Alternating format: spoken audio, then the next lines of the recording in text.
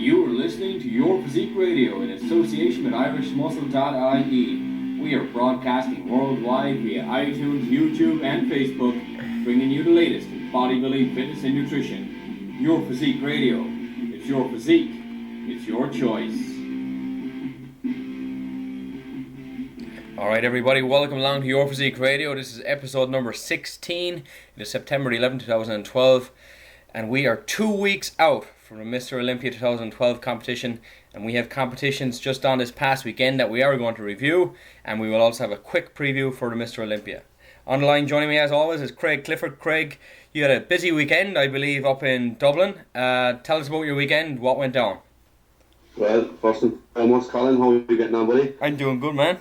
That's good. We went as part for Free Physique Radio and as part of the Cellucor Battle with Irish Muscle. We went up to Iron House Gym to do some interviews. It was unbelievable day out. Very, very, very enjoyable. So me, Camille and David were doing a lot of work up there. It was an excellent, very, very good day. Took a good few hours, but it was very, very good hours well spent, I must say. Iron House Gym as a gym, fantastic gym. Maybe next week or the week after we might do some gym reviews, and that will probably be my next gym review. But fantastic place, great atmosphere, some good people working in there. Maybe it was the day that was in it, but there was a lot of bodybuilders, and I must say, Colin, the future of Irish bodybuilding is in good hands. When I've seen some of them juniors who are under the age of 23, it's just phenomenal, some of their physiques. So it's only going to take a matter of years, probably 10, 12 maybe, before we start to see a good pro come out of this country, and maybe even a few, if people keep at it, I think, anyway.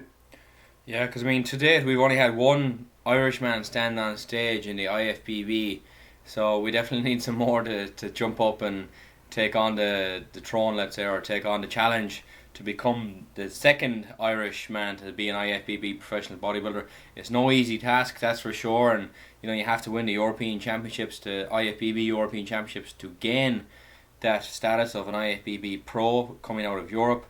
Can it be done? Absolutely. And going from your words, Craig, I'm confident in what you ever say in terms of somebody's ability or their physique or their potential. I do trust it and believe in it. So guys, whoever you were that were in Iron House Gym over the weekend in Dublin, back in Ireland, good words rarely come from Craig's mouth about somebody else's physique. So if it's there, it's deserved. So best of luck to the guys who are in the juniors in the next couple of years and progressing on from there on to the open categories, taking the Irish, taking the Europeans, and getting on the IFBB professional stage. Yeah, and what I'll add to that then is, even the guys who are in the open category, first timers and novices, it's just so much better every year. The standard is getting so much higher, and it's fantastic to see. It really, really is. But when I look back of when I seen my first junior show, it was I think in 2006, and the juniors were good, but compared to now, it's unbelievable. And I'm presuming in another 6 years or 7 years they'll be even better again. So it's great for bodybuilding in general, and it's fantastic for Irish bodybuilding. And not to blow our own trumpet, but it's nice to see Your Physique Radio and Irish Muscle working hand in hand to try and promote these guys. And it was something that was said to me over the weekend. Neither Irish Muscle nor Your Physique Radio get paid for what we do. We do it for the love of Irish bodybuilding and to try and promote everyone in the sport, especially in Ireland. So just guys, you keep going, and we'll keep going and try and be 100% behind every one of you. And thank you for listening to the show and for logging into Irish Muscle. I'm sure David and Camille would thank you as well. We do appreciate everyone who's tuned in, and I'm kind of a stats man. I like to see where the numbers are, and I try to make sure that our numbers do improve on every week and every episode that we put out there. And from time to time the numbers will stay similar or the same, and then suddenly we have a spike, and all of a sudden we've got an extra 50 or 60 members per episode per week that we wouldn't have had. And I can actually track what part of the world these people are coming from via the service that I have subscribed to here for our podcasts that we do place on iTunes and subsequently back to YouTube and Facebook page. So, in terms of the demographic area that we're reaching, it's 90% male, which is probably no surprise considering that, typically it's the males who are into bodybuilding. 10% of our listeners are coming from the female population. You're probably wondering how the service knows this. It's based upon your login details through Google or Gmail or Hotmail. So when you say male or female, that also relates to sometimes your YouTube account or your iTunes account, and that will tell us then where you come from. Again, we don't know the names, so don't worry, we won't be knocking on your door, but we do have an idea of your age, your gender, and definitely your location. So it's very nice to see that we have reached across the world with our numbers, and we just gotta thank everyone who does tune in every day, or sorry, every week, and plays it. Whether you do it like I do, I listen back to shows as I'm driving to and from work in the morning times, or sometimes people will say that they listen to us when they're doing their cardio, and at no better time. Listen to it, stay within the fitness realm, keep up to date on what's going on in the bodybuilding scene, both in Ireland and the US here in the professional leagues. And we do, once again, thank you very much for tuning in. We do appreciate your dedication and your commitment to keeping us going, and as long as we keep going, we feel that we're going to help Irish bodybuilding progress for sure. Craig, tell me this, apart from the new media outlets, I have an opinion on this, but I'm going to ask for yours. Apart from the media outlets that are out there, of course the internet is helping with the cross promotion of bodybuilding, be it you can watch Jay Cutler or Phil Heath train, you can be inspired and go to the gym yourself. What do you think is one of the biggest, or if not the biggest, factors that is bringing bodybuilding in Ireland up to the next level? Where do you see all these competitors coming from? Why are there so many young guys now getting into the scene? I'm not sure. I mean, there's probably a lot of factors, if I'm honest. I mean, probably 15 years ago, men, especially in Ireland, they didn't have much, not most people, no, some did, but most didn't have any care about what their physique looked like. It was a different country back then. Now, I think in the last 4 or 5 years especially, a lot of guys who were tipping away in the gym now suddenly lost their job because of the economy in Ireland is toilet, but they've lost a job, so now they might have a bit more spare time, so they're putting it into training, they might see results, and I think it might snowball from there. Some go into running, 10Ks, marathons, and do other different sports. But I think bodybuilding is generating a lot from the economic downturn, I think. Plus, there's a lot more emphasis nowadays on a man's physique compared to when there was 10, 15 years ago. That's my own personal opinion. Like you say now, the obvious things would be the internet and the access to it. A lot of people wouldn't go into your local stores or your newsagents in Ireland before, unless you were into bodybuilding. You wouldn't necessarily buy a bodybuilding magazine. Whereas me and you, Colin, probably would, and we know which ones to buy and which ones to stay away from. Not mentioning myself, yeah. So I mean, it's just things like that. Personally, I would put a lot of it into just in Ireland anyway, to the economic downturn. I would think that people have more time to spend, and I think when you don't have money, you realise your health is the only thing you've got. And if you don't have it, no matter how much money or how much fame or how much whatever you have, if you don't have your health, you've got nothing. And bodybuilding in general is a sport in general terms. You're keeping your muscles active, you're staying pretty much lean throughout the year. It's a good healthy hobby. You'll be physically stronger, you'll have more energy, you'll be eating better. There's not really a downside of it other than the fact that it just takes time. But if you were running, if you were doing swimming, that's going to take time to learn as well. So, what would your view on it be, Colin? Well, I definitely think that what you said is definitely a key factor, but I have to say, and this is just my own idea, of course, there's no factor proof behind it, but I have to say I think a lot of it is due to the large amount of immigrants in Ireland.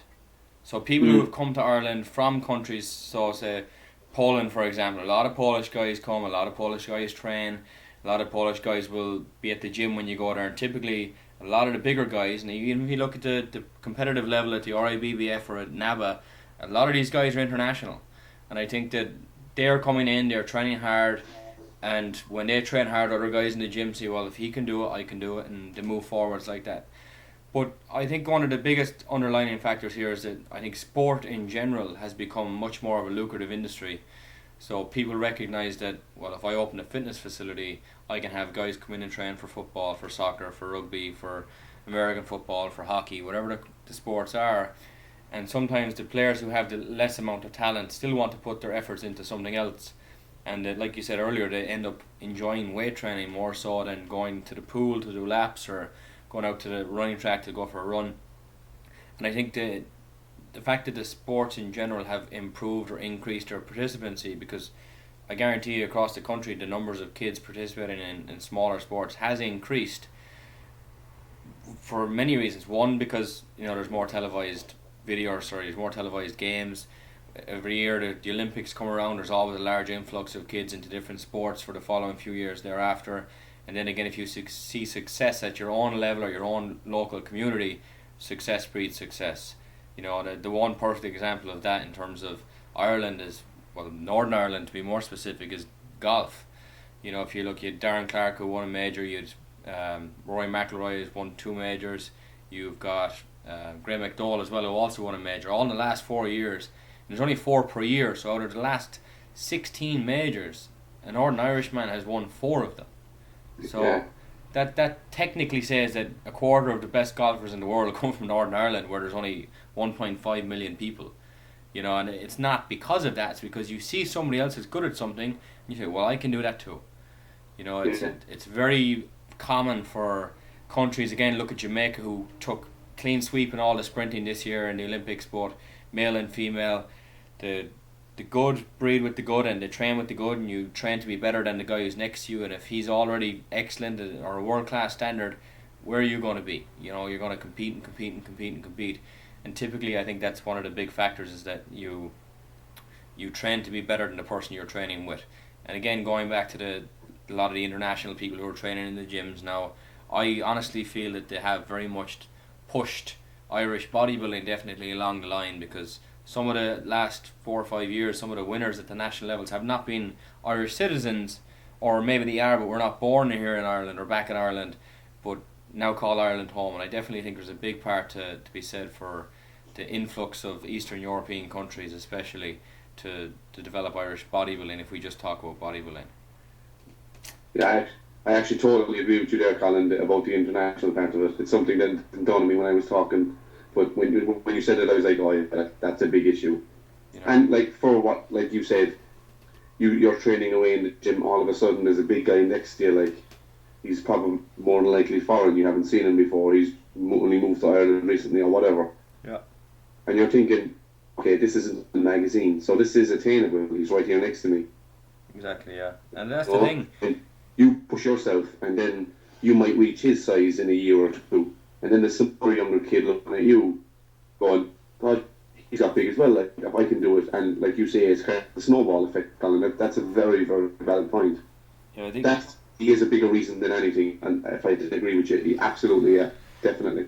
Yeah, because I mean, of a gym in Kerry that's owned by a non-Irish person, let's say, and it's very much a bodybuilding gym or a weight training gym. There's a couple of pieces of cardio, and if we look back at Olympia Gym in Carlow, which is owned by national level, or at least in the past, competitive bodybuilders, both male and female, in Physique, and that is the hardcore gym in Carlow, and the other gym in Kerry is, it has some nice equipment up there. It's still not going to beat out Castlemaine, of course, but it's not uncommon for somebody from a different country to go to Ireland and to start their own business and say, well, I can do this.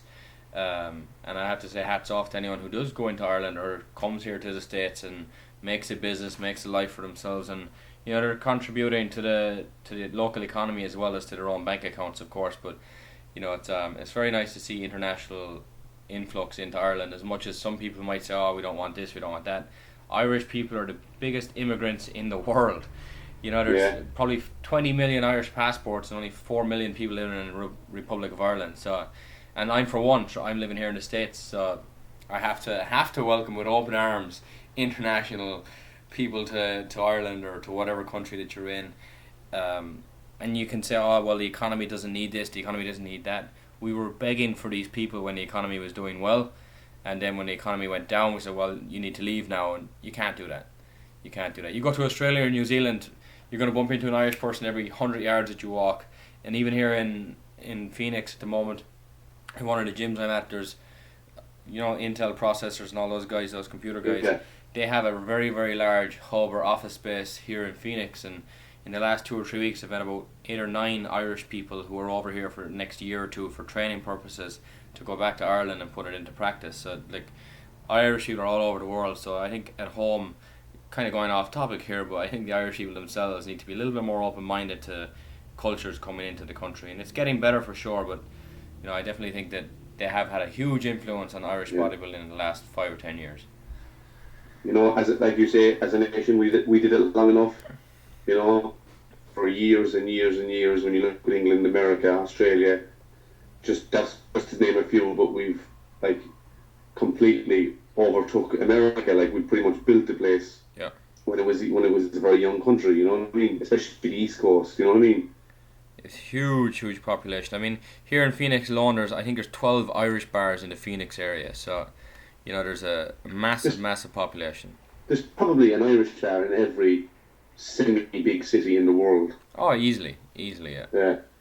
Yeah, and it's Irish people who decided, I'm going to move out and I'm going to make something for myself, and they did that, and we have to welcome people who want to come into Ireland and try and do the same thing for themselves. So again, we'll get back on track with the bodybuilding anyway, and we will move on a little bit here. But so guys, up first then this week we have our competition coverage. This segment is brought to you by irishmuscle.ie, Ireland's #1 bodybuilding destination. Be sure to check out their new forum, which is located at forum.irishmuscle.ie. Get on there, log in, join up, and get online. For the 2 shows then, Craig, that were on in this past weekend, we had the Nordic Pro Show in Finland, which was an open class for the men, and we had the Valenti Gold Cup in Florida here in the States, and that was a 212 class only for the men. Craig, how did you see the results for the Nordic Pro Show? Okay, well, in 5th place we had Todd Jewell, guys. In 4th we had Balto Abaspor. In 3, Ronnie Rockel. In 2, Robert Piatrovich. I think that's how I'm pronouncing it right. And collecting the check for 10 grand with Rory Winkler in 1st place. I suppose, look, a few things that came to me was I'm delighted for Rory that he stuck with it, especially the last, month or so, last 6 weeks. He's got a couple of 4th places and so on, but he might have thought, what, the hell with it, I'll wait till next year. I'm glad he kind of persevered, and he did look his best, to be fair. Now, I think Robert Redden are very, very close. He got 2nd, and it was probably the best Robert Piatrovich we've ever seen. Well, I've ever seen anyway. He just looked great. His tan was good. Conditioning was crazy. He's big, thick muscle. So we said this on last week's show that he could be like a dark horse and he should be up there. And when we weren't wrong, he was there. One thing that we did say last week that it was Ronnie Rockel's show to lose. And in my opinion, boy, did he lose it. I personally probably wouldn't have even had him in 3rd or 4th. Out of respect, maybe given him 5th, but not 3rd. I thought Balco was better. This guy is as thick as a house, like massive tree trunks on that guy, like big legs. Condition could have been a bit better, absolutely, but as far as the muscle mass, packs a lot of it in that little frame he's got. Todd Jewell definitely would have been better than Ron Rockel as well. It wasn't 100% Todd Jewell. It wasn't as good as we've seen him recently. I still would have probably had him in 4th, and if I was the judge, I would have had Ronnie in 5th probably. But Ronnie Rockel probably didn't even care about this show. From what I could see, I could be totally wrong, and he might have gone in for the win. But from what I could make out, he's training for the Olympia. He was 3 weeks out, and it showed on stage. That's what I think about the Nordic Pro anyway. The winner probably deserved to be the winner. His conditioning, especially from the back. Rory Winkler's back looked very good. His rear double bicep pose was phenomenal. Big jump on them biceps, big thick triceps, very good back. His legs aren't the biggest. His hamstrings were, if you see it in pictures, were so dialed in. Like, it was unbelievable. Really, really dialed in. So, for that reason, I think he deserves his 1st place. What do you reckon? How do you see the top 5? Yeah, so I've been looking back at Todd Jewell, in 5th place. I just think his conditioning is still not where it needs to be. He's a big guy, but his conditioning is a little bit off. Like you said, Balto Abaspor, he's obviously big and he is in shape and he has a nice looking physique, but he just doesn't seem to have the separation. I don't think that is kind of required at the real top end of the game. I mean, again, it's not that he's out of shape. He just hasn't got that same muscle separation, and that's just a genetic thing. You can only get your body fat down so low, and if you can't see all the cross striation and cuts and all the feathering through the quads, it is what it is. Your body wasn't designed to be that way. But again, big guy, he looks good, not disappointed. Again, you mentioned his legs, crazy hamstring. I mean, his hamstring is probably as big as his quads. He has got some striatic glutes going on as well, and the guy looked good. I'm not disappointed by any means or annoyed by the fact that he placed in the top five. He got fourth place, and well done to him. And that is what it is. If we look at Todd Jewell, or sorry, forget about Todd Jewell. We've already gone through him. If we look at the second place, forget about Ronnie Rockell because I'm just so disappointed in the guy. I'm not even gonna review him. Robert Pirokowicz, if you look at his front double bicep, you can see every single muscle through his quadriceps, and his waist looks a lot narrower than times past. I'd always criticise him for being very blocky. So he's obviously held it in control while on stage. He might look a little bit slimmer through the upper body than he used to. I'm not quite sure. But his legs, I mean, you can see his sartorius muscle running all the way down through his knee.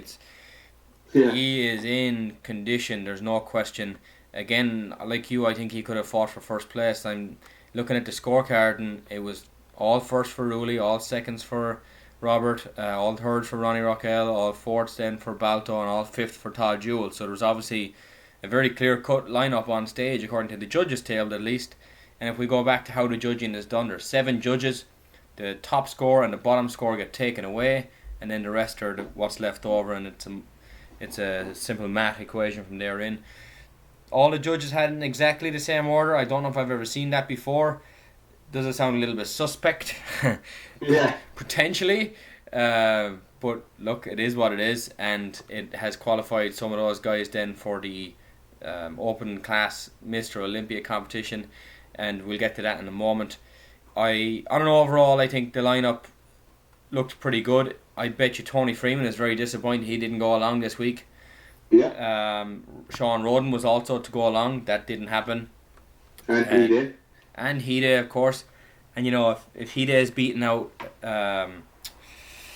Rulli Winkler to 4th place and Hide is taken first and Rulli wins this one, not much can change in the course of 2 weeks. So potentially Hide lost out on a $10,000 check, but again, it is what it is. It's done. Rulli's first, Robert second, Ronnie Rockell third, Balto Avisworth fourth, Todd Jewell in fifth. I think the disappointment of all of this here is Fred Smalls taking 8th place, and then Keith Williams in 9th. There's 16, 17, 18 guys in this lineup. The last 6 or 7 guys, I mean, look, they did this show because it was probably their opportunity to place in the top 10 or thereabouts, and it didn't happen. But again, overall the show wasn't terrible. It wasn't the best, of course, but it has allowed some guys to qualify for the Mr. Olympia this year, and we will get to that in a moment. Craig, the 212 class then that took place, the Velante Gold Cup in Miami, Florida. I have the results here. I'll call them out. From 5th, Benjamin Paranunos. 4th, Brandon Ray. 3rd, Charles Dixon. 2nd, Raul Cacerco Jimenez. And in 1st place, Eduardo Correa. No question, I posted the images as soon as it happened. Eduardo Correa, we said it last week, it's his show. There's no doubt in our minds that he was going to take it. He walks in here, and I don't even think the guy had to come back for the night show. He was so far ahead on the prejudging, he could have stayed at home and still taken 1st place. He was beyond incredible. He looked absolutely unreal. He was conditioned. Everything looked fantastic. And maybe it's because who he's standing next to, but he looked like the 212 Mr. Olympia to me, standing there next to those guys. So I'm not disappointed. I am disappointed in Brandon Ray. How about you? Yeah, I was just about to mention that. Congratulations to Eduardo Correa. I can't really say much more than what Colin said, because it was just perfect, to be honest. He just got everything right. Absolutely nailed it. 2nd place, Raul Carrasco. Very, very good. Excellent. Charles Dixon looked very, very good. In third, no, like Brandon Ray. From the pictures that we've seen, yeah, I'm absolutely disappointed because I love the guy's shape, I love the guy's physique. He was just off. To be honest, I probably would have had him in the top three just from the pre-judging. Now, I didn't see the night show. I didn't see the home show in that evening. I only seen the pre-judging pictures. So from pre-judging, I probably had him in second or third. Maybe our favoritism because I like Brandon Ray's physique. Everything flows nicely. But I still think he needs to do something with his conditioning. If that was as good as he can do, he's not going to do very well on the circuit. If I was Brandon Ray, I might think about maybe either changing my trainer or getting my trainer to change a completely different direction than what he's going. It was disappointing that he got fourth, to be honest. He's a better bodybuilder than that, I think. And what's probably even worse in the same lineup was Seth Rose coming seventh. Yeah, he looked terrible. I mean, I said, if you're listening, this is no disrespect, and I'm sure Colin didn't mean disrespect either, but dude, you looked awful. You looked like you were in the audience and you decided to take off the top. I don't mean any disrespect by that. Some people were saying you're tired from doing shows, your body's tired from dieting. I don't know what it is, but whatever it is, you need to change it. And that's a fact, mate. Because, like, you keep showing up like that, people won't even recognise you. They won't even if you do come in shape in 2 years' time, but you've done what you've done for the last 2 years, then people won't even look at you. They won't even give you the time of day. Because it'll be like that. Seth Ross is a good bodybuilder, never brings it. And you'll get that tag, mate. So change it now while you're still young. Because as far as I know, I think you're still 27, I think. But Yeah. which is very young in bodybuilding terms. But to take seventh place in that lineup when you should really, because you have the physique to do it, it's just, you looked, oh my god, you looked about 6-7 weeks out of a show. You just looked flat, there was no pop. Very, very disappointing. What did you think it said, Carl? I tell you what, I think if he had entered the NPC competition that was on the same weekend, I don't think he would have won that. Yeah. And that's an amateur show, and that just shows how out of shape he looked. He looked really soft. He looked out of condition. I cannot believe. To be honest, I was looking through the pictures and I'm like, where's Seth Rosa? And I had to click on his name because he just. I don't typically look at the face. I normally recognize the body before the face, and he just did not look like the guy that turned pro 2 years ago. He did not look like the guy we saw at the start of last year.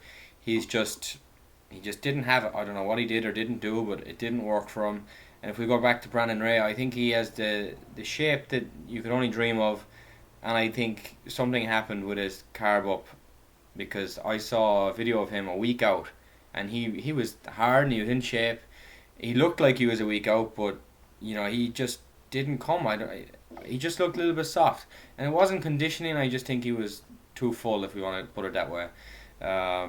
Very disappointing. But Eduardo Correa, if he runs away with it, the guy just looked phenomenal, and hats off. So Eduardo, congratulations to you, and of course you had the help in the corner from Chris Aceto, and we said it last week, if Chris Aceto is in your corner, you're going to do well. You're absolutely going to do well. You're going to come in condition for sure. No matter what else, you're going to be in condition. How big you are, that's completely up to you and your training, but he will absolutely get you in condition. So hats off to those two guys for doing what they had to do. And Eduardo's back online for the 212 showdown, Craig. Speaking of those who are qualified, so we'll run on to that now. We've got the qualified Olympia competitors. We have Kevin English from USA, James Flex Lewis, England, Jose Raymond, USA, Yaroslav Horvat, Slovakia, Stan McQuay, USA, Lyndon Belgrave, Barbados, Fernando de Almeida, Brazil, Tricky Jackson, USA, Angel Manuel Rangel, Mexico, Petr Ivanis, Czech Republic, Al Agusti, Haiti, Lucas Asladel, Czech Republic, Jamal Ahmed from Kuwait, David Henry, USA, Curtis Bryant, USA, and Eduardo Correa da Silva, Brazil. That is, of course, the 212 category only. And then the top 5 in the point standings, Craig, for the 212 who will now qualify to stand on stage come the end of September, so just in 2.5 weeks' time, should they want to. We've got Marco Rivera, USA, Raul Casero Jimenez, Spain, Sean Joseph Trevenaire, England, Guy Cisternino, USA, and Derek Farnsworth, USA. Derek will be undoubtedly the smallest guy on stage, but I guarantee you he will show up, considering it's his first time to qualify, and he has an opportunity to place in the top 10 for sure. The 212 showdown come the 27th, 28th, 29th of September. Greg, if we just have a quick glance, not to get into too much detail, because for the listeners out there, next week will be our Olympia preview. It will be all Mr. Olympia talk, nothing else, just anything that's going down in regards to Olympia, who's in, who's out, who we think is going to be in our top 6 or top 7. And the biggest news of the weekend, Craig, it has to be that Kevin English, the reigning 212 champion, is out of the Mr. Olympia 212 showdown for 2012. Yeah, it was a big shock when I heard it. Was it this morning or yesterday? Last night I heard it. But actually, you broke the news, actually, Callum, which was great. So he's out. Mind you, I'm kind of glad in one way. In another way, I'd like to have seen him get beaten. Because I think, like 100% Kevin English this year, I don't think will beat 100% Flex Lewis. And I think Eduardo Correa probably beats him out. I'm probably forgetting a few as well there. Like, there's probably 5 places, and it's so up for grabs. Like the 212, and I mentioned this on the boards on Facebook actually today, that I think the 212 will be better as a competition than the open category in my eyes. And Kevin English, look, he got out of jail the last 2 years in my opinion, completely. And not David Henry, another one, fantastic physique. It just goes on and on. There's at least 5 competitors who wouldn't surprise me if they got first place. Who, do you know what I mean? That open. What do you reckon? Yeah, I mean, Kevin English out. To me, it's going to be the true Olympia champion is going to shine through. Regardless, I don't think it makes a difference because Kevin English, to me, was not going to do well this year. Potentially, that's part of the reason why he dropped out. When I did post this on Facebook last night, we had quite a few comments come back on it. A lot of guys saying, it's Flex Lewis to go, it's his show, he'll be the current uncrowned will become the crowned. Other ones speculating that, he's blaming a knee injury, which is the cause apparently because he's not in the shape that he needs to be. And another comment basically said that he quit while he was ahead, knowing that he would get beaten this year. Who knows? It's all speculation. Only he himself will know, and maybe we'll come to the truth will come out later on after the Olympia. Potentially, it is actually a knee injury. Again, I don't think it's going to make a difference. I don't think he was going to be vying for the top 2 positioning, maybe 3rd place because he's the returning Olympia champ. But I'm looking at Flex Lewis, David Henry possibly for the top 3, but I definitely don't think he's going to win. I think it's going to be a fight out between Flex Lewis and Eduardo Correa. That'd be mine. As it stands right now, that'd be it. I think Flex will probably take it based upon his 2nd place finish last year alone. And if he comes in that same shape, I think he does deserve it. But Eduardo Correa, he's definitely going to give him a run for his money. And I like the fact that these guys are 212 or they are 210 and they're not blowing up afterwards, and they're staying in shape and they have the crisp conditioning, they have the lines, they have the symmetry, they have the proportion. I'm really excited by this. I guarantee you those 2 guys, after hearing that Kevin English is out, are absolutely gearing and ready to go for this one because it's 2.5 weeks to go. They'll be in Vegas probably in 2 weeks from now, so the Tuesday of that week at least, just to make sure they're there, to get to the gym, they get to any photo shoots they might have to do leading into it, and get all their food in place and set themselves up in their hotel or motel room or whatever they're staying at, or their apartment. I think it's going to be a very, very interesting one. I will be there in person for this, as it does take place at the Expo on the Saturday of the Olympia weekend. So if you have an Expo ticket, guys, and you're out there and you're not sure, you do have access included in that Expo ticket. The 212 showdown will be taking place in the MGM arena, as far as I'm aware. And then the main Olympia itself, the open class, will take place at the Orleans arena. So the Expo, if you want to see the 212, Showdown Mr. Olympia champion be crowned. That's where you need to be. I believe it starts at 10:30 a.m. on the Saturday. Craig, I am very, very excited. Again, just to remind guys, I will be there, and I'm going to give a little bit of a kind of a journey or a diary, let's say, of my weekend. So once I start hitting the road, I'll start taking some images along the way of, how many miles out to Vegas, pulling up to the hotel, on my way to the expo, and I'll post it all up to our Facebook page live as I do them, and give you an idea. And if I take any pictures while at the expo, which I'm sure I will, and at the 212 Mr. Olympia, I will post them online as I take them, and so I'll keep you in the loop for sure. And of course, bodybuilding.com will be showing a live webcast for free, so that's something to also think about watching. It will be late in your time, guys, I'm sure, but if you can get back to watch it, I definitely do recommend it. At least watch the prejudging on the Friday night, that way you can sleep in on Saturday morning. But again, I'm very, very much looking forward to it, and I think James Flex Lewis will be our champion come the end of Saturday. I actually noticed that you mentioned that it's the Saturday. It's the 30th, is it? No, it's the 29th. 29th, yeah. Yeah, it's unfortunate that NABA put their Mr. Ireland show on that day. I know. It's on the Sunday, isn't it? It's on Sunday, but no one's going to be staying up Saturday night. No one's going to be allowed on Sunday morning. Terrible. The Mr. Olympia will probably be the last thing on their mind with the show that day, And so it should be, but I think, I don't know, was that done deliberately or not? Probably wasn't, but I thought it was very, very poor. You know what it's going to do? I know NABA is obviously a challenger, let's say, or a rival to the IFBB, and potentially that's what they did. Was like, well, we don't care about your federation. We're going to run ours when we run ours.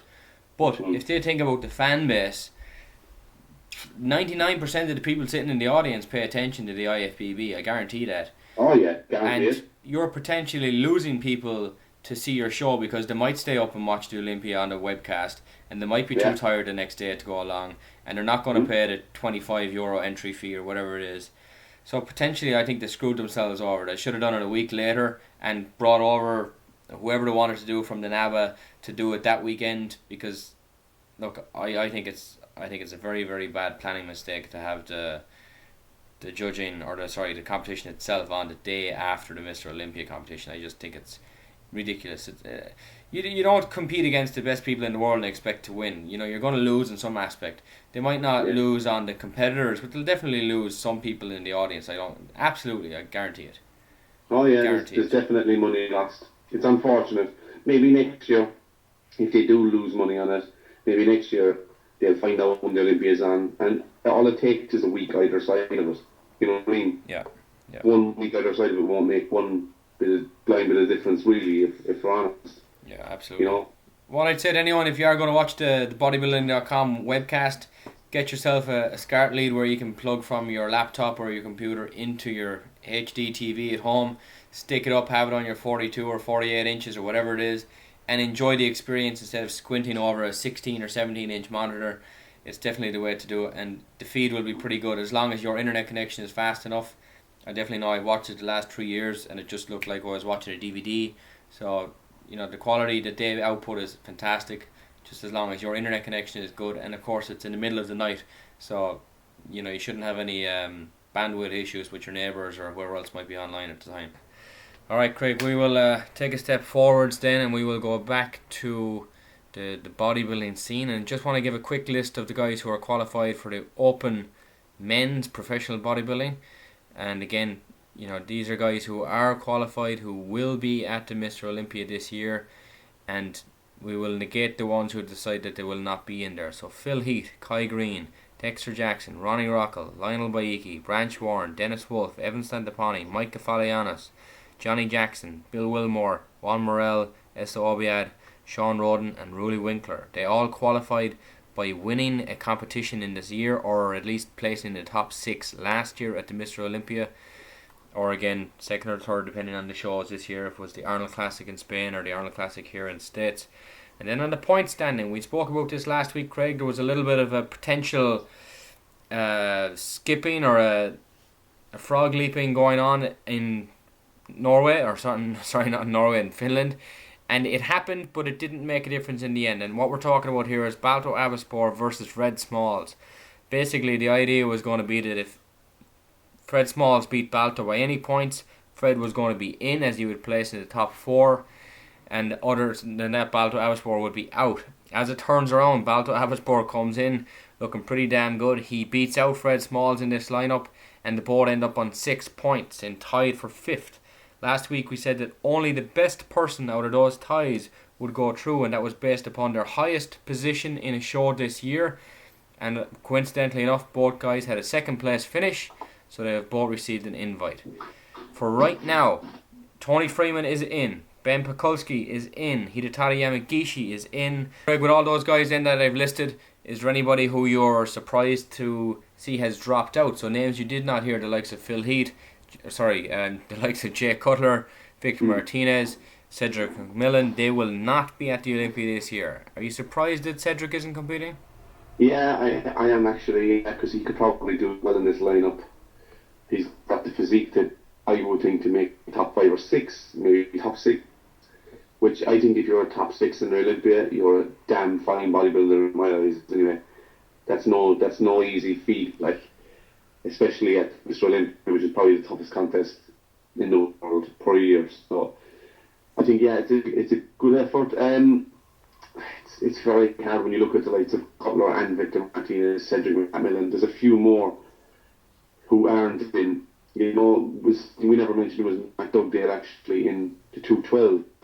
Who's another fine bodybuilder, just doesn't seem to be getting it right for some reason. I don't know. But I mean, when they do come back, it'll be better for bodybuilding, no doubt. And I'm sure Jay will be back trying to win back a trophy next year. I never ever underestimate Jay Cutler because he's an absolutely unbelievable bodybuilder. But I think Phil it's his time. I could see him going on a long run for a few years anyway. Yeah. I really can. So, I mean, who do you think? Do you think it's someone missing that should be there? Who do you think is going to be a dark horse?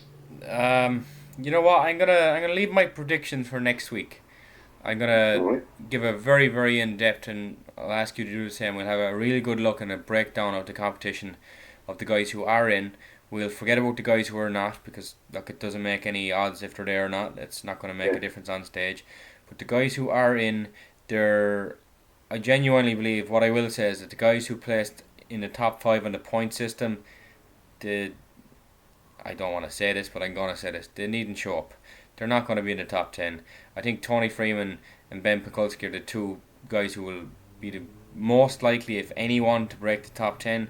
But looking down that line there, Craig, there's not many guys in this lineup who are ever out of shape. It's a really, really tough one. I think it's going to be a very exciting year because we're all saying that Phil Heath is going to be the guy to take the first place, but nobody, and I mean nobody, can say, it's definitely going to be Ronnie Rockwell or Dexter Jackson or Kai Green in second place. So that's really the big debate. I think we're all set on the idea Phil Heath comes in looking the way he can. It's his show.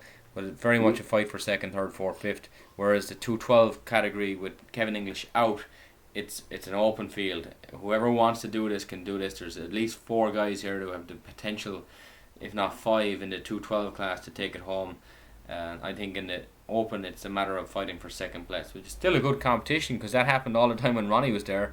Nobody was going to beat Ronnie Coleman. It was just, he was what he was, and obviously when he got later in his career it was different, but Phil Heath is just starting his career. He's 31, 32 years old or thereabouts.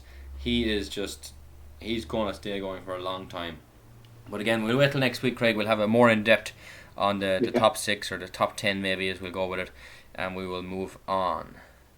Just before we move on now to the next segment, Colin, just for the data in it, I'd like to just talk about where you were 11 years ago today.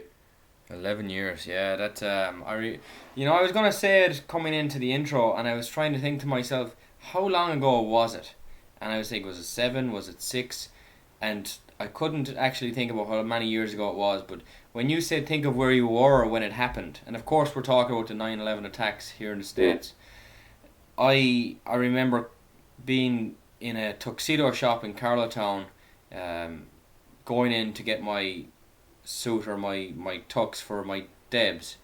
So that's what age I was. I was like 17 or 18, and I was walking in to get my tuxedo, and the guy behind the counter said to me, "Oh, did you hear there's planes crashing into buildings in America?" And I just thought the guy was joking. I genuinely did.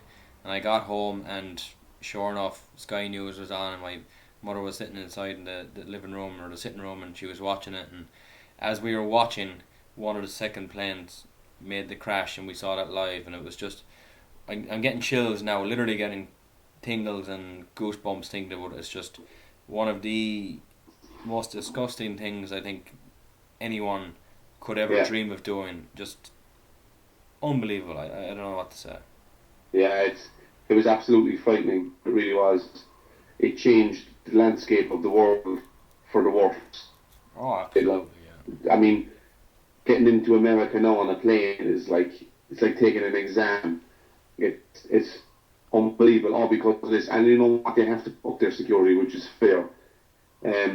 Just, I mean, this probably sounds off, but I mean, the illegal Irish immigrants pre 9/11, like they could walk away without any hassle, never ever a problem. And all of a sudden, once this happened, it was pretty much get all the immigrants out if they're, you know what I mean, if they're not legal, if they're not Yeah. supposed to be in the States, which again, I kind of agree with, but it affected by one kind of group of people.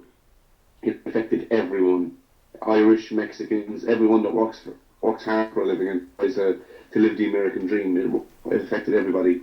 And I moved to America about, what, 10 months later, and went down to ground zero. And it was such an eerie feeling just to look around and see the buildings still in pieces. And church right in the middle of it that didn't have a scratch on it for Yeah. whatever reason. I absolutely don't know. It almost like it had a force field around it for some reason. I don't know. It was the strangest thing I ever seen. And 3,000 people on that day lost their lives, and 3,000 innocent people, guys. You know, it wasn't a war. It was 3,000 innocent people lost their lives for what? For absolutely nothing. Because one crazy group of people had an idea like this is going to work. No, it wasn't. You'll never bring a good nation down like that. Not at all. So it's just my thoughts and prayers to everybody who knew or lost someone that day, to the brave firefighters and police officers and ambulance people that lost their lives that day.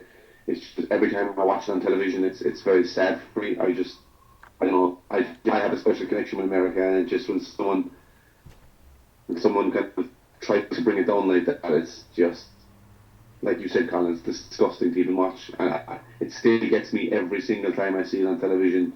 It doesn't get any easier to watch. Yeah, so I'll just Yeah. leave it at that. But I thought of for the day that's in it, we probably should mention it, you know. Yeah, absolutely. It came to me this morning when I woke up. I got to work, and when my clients show up, I sign them in and I put the date next to it. And the way you write the date here in the States is different than back home. So at home you put Yeah, down 11/9/2012, whereas here you put down 9/11. And the second I wrote that second number one there to say 9/11, I got a chill again, and I'm getting it now even thinking about it again.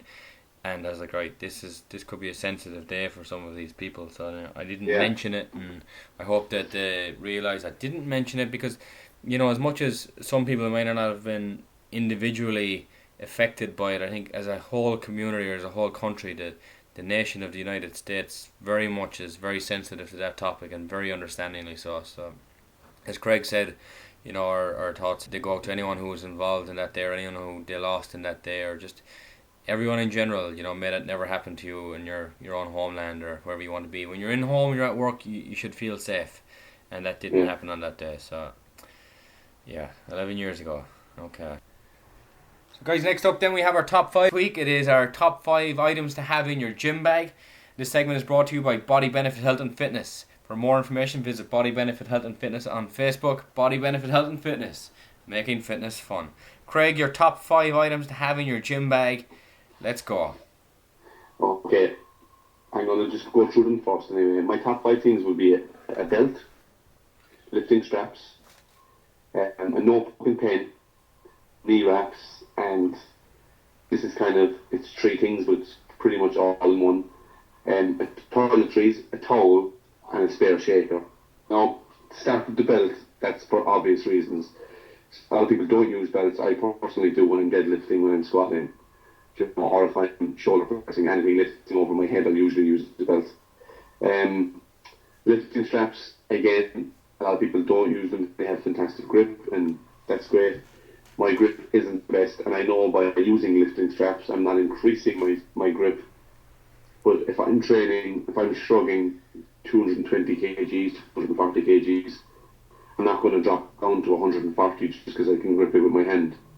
So it doesn't make any sense to do it that way. Same when I'm pulling 200 kgs off the floor in a deadlift, I'm not going to grip it with my hand. Well, maybe because I have an opposite grip, maybe I can, and I have done. But it does seem to give out after maybe do a second or third rep, so it's safer to put on, for me, to put on the lifting straps. That's why I think they're essential. A notebook and pen, if you'd asked me this 2 years ago, I wouldn't have it there at all. But now it's been a massively good tool for me, and it's something I've touched on in probably 10 weeks ago in one of our earlier shows. But every single thing I do, I write down. Whether the bench is set at 30 degrees, 45, 60, if I got a spot or not, if it was a drop set. No matter what I do differently, I write it down. So the next time I look back and do it, I kind of, right, I'm going to try and get the same weight and maybe one or two more reps, or else the same reps and maybe try and go up the weight. So at least I know I'm progressing. Before, I would have started with, just for argument's sake, say, an 80 kg bench press, just to feel it out. Whereas I'll never touch an 80 kg bench press anymore. So I don't want to waste a set kind of going, how's that feel? You know what I mean? That's why I write down what did I do last week. Alright, I did 100 for 8, say, right, today I'm going to start with 102.5. You know what I mean? So I can look back.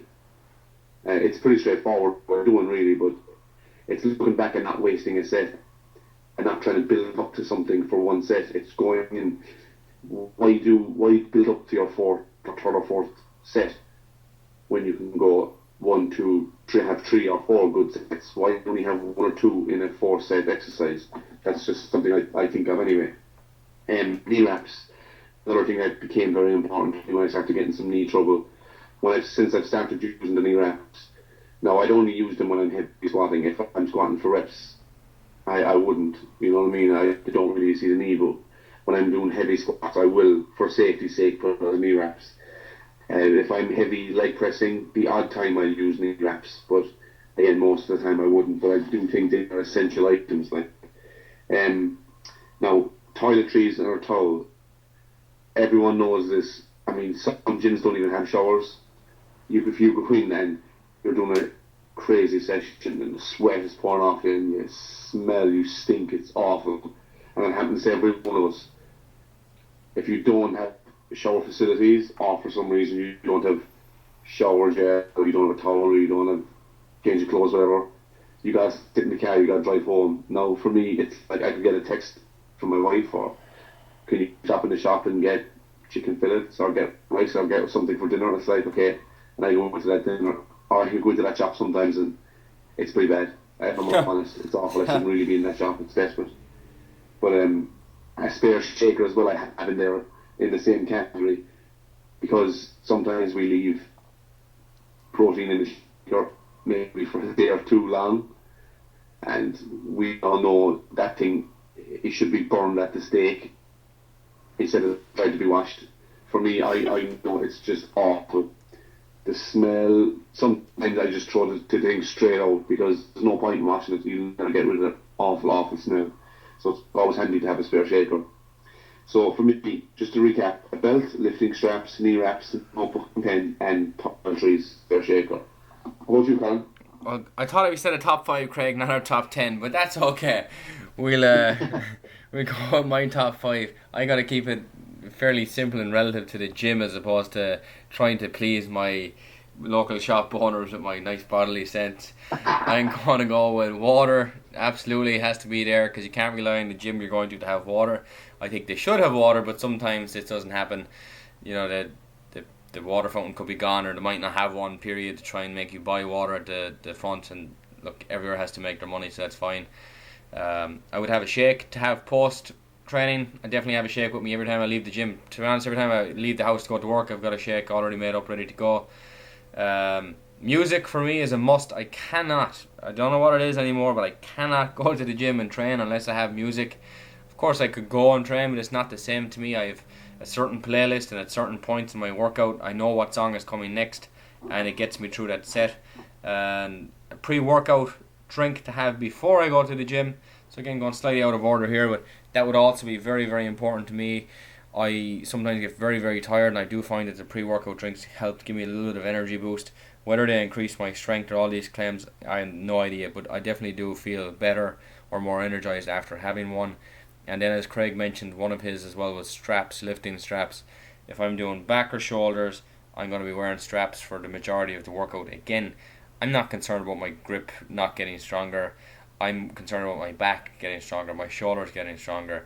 And if my grip is limiting that, I'm sorry, I don't care, I'm moving on. And some go, oh, that's not hardcore, that's not this. I don't care. It's my body, it's my physique, it's my choice.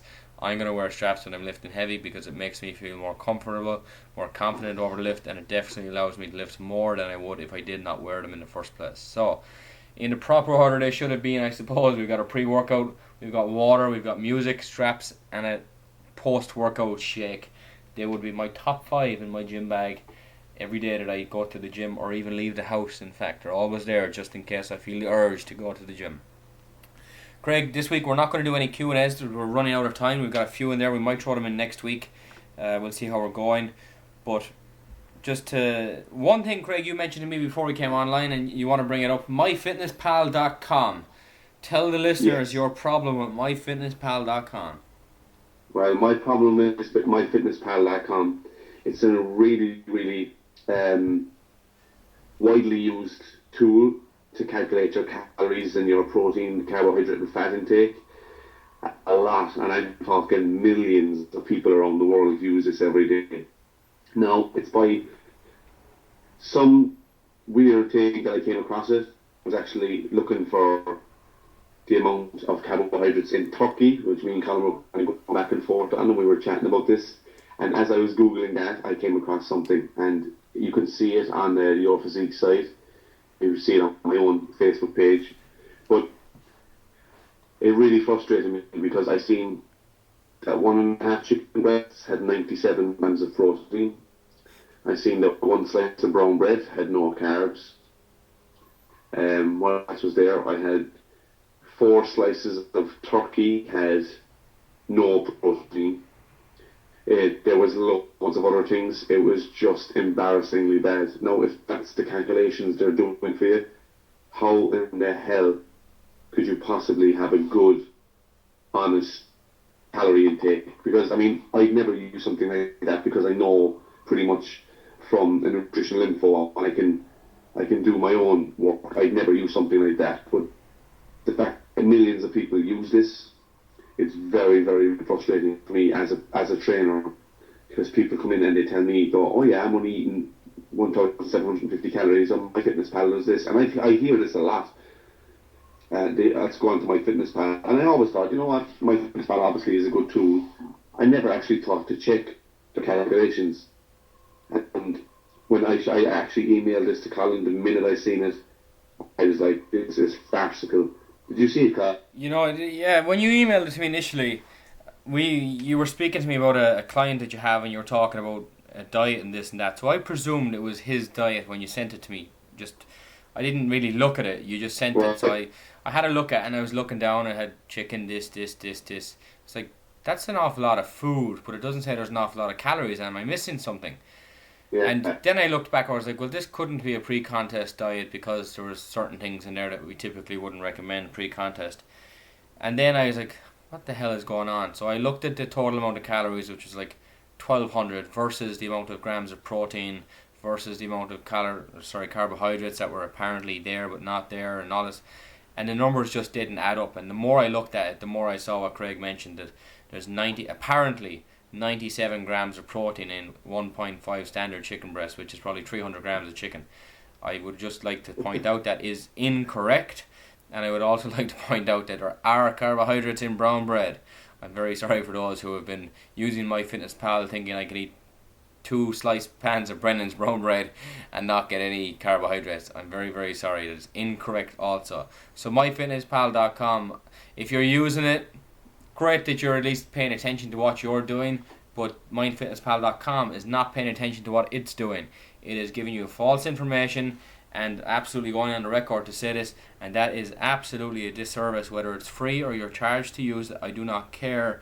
You do not give somebody incorrect information and expect them to get the results that they think that they're going to get. A lot of people completely work off the idea of I need X amount of calories, and they trust these systems because they are well known. They should be, I don't know, they should have somebody come in and assess or be audited. Let's say websites like this should be audited. Somebody should go along and check to make sure their information and their calculations are correct, because this is a disaster.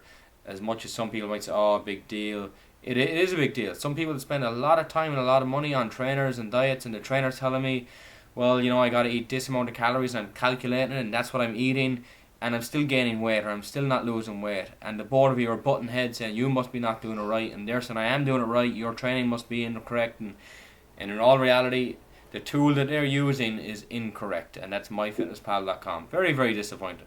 Very. Yeah. And one thing I will say now, and Colin just kind of touched on it there, guys. If you go, you're looking for a right gym, you're looking for a good personal trainer, it might cost you whatever amount of money per hour or per session, whatever it is.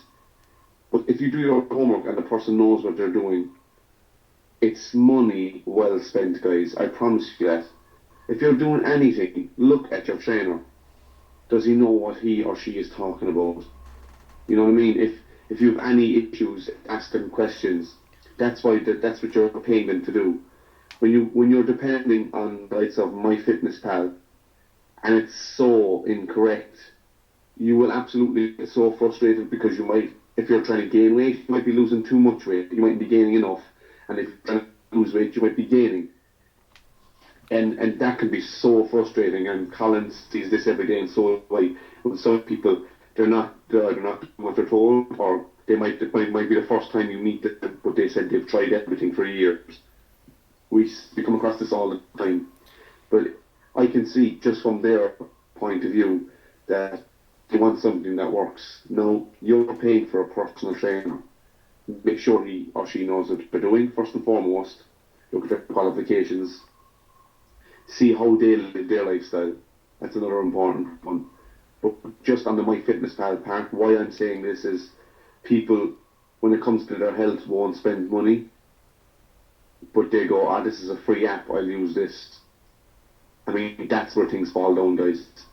Whereas if you went to a personal trainer, any decent personal trainer, he'd look at this and he'd probably spot that on the first. There's no probably about it. He should, or she should, spot these discrepancies first and foremost. And then MyFitnessPal is gone out the window. Craig, what a good idea would be there if somebody was thinking about hiring a trainer, if they said to you, hey Craig, send me that link to what you're talking about, you could send them a copy of it, say, this is what I'm currently doing, can you recommend anything? And if they don't see the mistakes that are there, just walk out the door. They haven't got a clue. There are huge discrepancies there, and the average person mightn't recognise them, but somebody who's advising you on your health and fitness and your diet and nutrition, they should absolutely notice that something is up straight away and then start to reanalyze what's going on. And it's they say the best things in life come for free, and that might be true when it comes to family and friends and love, but believe me, it doesn't come to the case when you're asking for advice from somebody. Normally free advice is poor advice, typically. I think if you're going to get something, go out and pay for it. Pay somebody who has the education, has the experience, and who can help you, and they're there to help you. They're there to make sure that you achieve what you're trying to achieve. Don't rely on all the free information that's on the internet. And even the stuff that we say, again, it's free information to you. We're using it based upon our experience and our history and our education. Everyone is different, and without actually meeting with a person or speaking to them in person, you can't give them the full insight into what they should or should not be doing. It's very much a personal thing. And I'll just give an example. Next week I am taking over some clients from a trainer in my gym who's been very, very nice, and that they're passing on some clients to me as they're current or about to leave to another position at a different company. And I met with some of these clients today, and you can clearly see that they're a little bit skeptical because it's a new person coming in, and I haven't been at this place very long, and I have not met these people before, and there's a little bit of hesitancy there, of course, but try somebody out, pay your money, see what you feel, see how it is, and then make your assessment from there on in. Of course, pick their brain first, and once that happens, try them out. If it doesn't work, it doesn't work, but at least give them one session to prove to you that they can be as good as they say they are. And that's what I've got my new clients to do. They're going to give me a week of a trial, and I will guarantee you right now, with no hesitation or no doubt, that all of those people will stay with me, because I will give them everything that they want and everything that they need in terms of training and nutrition advice, and it will be accurate, no question. And that's the thing, Colin. I mean, if from a personal point of view, I'm taking my personal trainer's hat off now, and I'm just looking for a personal trainer. If there's a question, right, where I'm using like a free app like MyFitnessPal or whatever that rubbish thing is called, if I'm using that and I've lost 7 pounds in the year, I need to lose 40 pounds. I've lost 7 in the year using MyFitnessPal. So I'm kind of wondering, is it worth it? Blah blah blah. Or I could find a good personal trainer like yourself or myself or someone else and go, right, I could give this person $400, $500, euros, whatever it is, and I could probably be down 30 pounds by the end of the year, 35 pounds by the end of the year, and toned, and now having the knowledge to know how to eat properly. I mean, I know which one I'm taking. Absolutely. Yeah. I mean, and for anybody out there who's considering it, think of the end result. How fast do you want it? How right should it be? And is it a long term? That's the things you should be thinking about. And then go to your trainer and ask him how long things are going to take, or ask how long things are going to take. Get advice about food. Should they give you the right advice about food? Things of that nature. So this is where when I see MyFitnessPal, and to a certain extent, some people who train other people for free or for very, very little, it kind of go, why are you doing that first and foremost? It's like a soccer trainer could be training a team for 30 years. Now, it doesn't make him a soccer trainer. It makes him very good at soccer, and he knows X, Y, and Z, but what if the guy has some bit of an issue with his leg, if he's an issue with his back? I mean, the trainer is not qualified in these things, guys. That's not his what he does. And that's something we see very popular in Ireland. Joe Soap comes home from work and he's training in the 12s. It's 2 degrees outside and he's getting them to stretch their muscles before they go for a run. Yeah. Little things like that, you know what I mean? And we see it every day here. Just that's why a good trainer is weight in gold, I think, anyway. Yeah, absolutely. I couldn't agree more. It's if you find the right one and if you can click with them, fantastic. And if you can't, they're out there. Just seek them out. They're out there, and they will give you the help that you want. They'll give you the support that you need, and you'll get the results that you deserve. So at the end of the day, you need to put in the work, of course. But if you haven't got the right advice, it's going to be much harder to do it. But anyway, Greg, we will move on from that. If anyone has any comments or questions about this week's show, let us know. Next week will be an Olympic preview. All of the Mr. Olympia classes will be covered, so the men's open and the men's 212. We might have a quick run of the female categories as well. We'll see how we go. Considering we do have 10% female listeners, Craig, so we need to keep those guys happy, or those girls happy, I'm sorry. Absolutely. Top 5s will not be back next week. Q&A, we'll have a few, alright. We'll fill in a few gaps because we have got some questions lined up at the moment and we just didn't have time this week. But if somebody does want to contact us, regardless of the reason or the issue, Craig has our information coming up next. Craig, away you go. Okay, guys, just before I give the information, like Colin said, the Q&A, it'll be nice next week for the Olympia show, that it'd be nice to get a couple of Mr. Olympia questions, or even previous Mr. Olympia questions. They'd be nice, so if you can. Yep. Okay, so if you want to contact Colin directly, guys, as I say, he's one of the greatest personal trainers I've ever met, and the guy is lucky, Arizona are lucky to have him. So contact www.yourphysiquepersonaltraining.com. You can contact myself at facebook.com/Castleman Gym, or you can get me on my personal training site at personaltrainingcarry@gmail.com. You can contact the show at www.facebook.com/yourphysiqueradio. You can email us at yourphysiqueradio@gmail.com. And you can also follow us on Twitter at Physique Radio. Alright guys, well then we come to the end of episode number 16. It's been 4 months in the making, but we are nearly on our Olympia preview. It'll happen next week. The Olympia is 2.5 weeks out.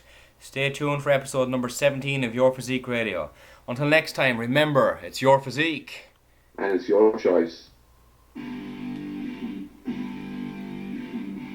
Thank you for listening to Your Physique Radio in association with irishmuscle.ie. Replays of all previous episodes can be found on iTunes, YouTube and Facebook.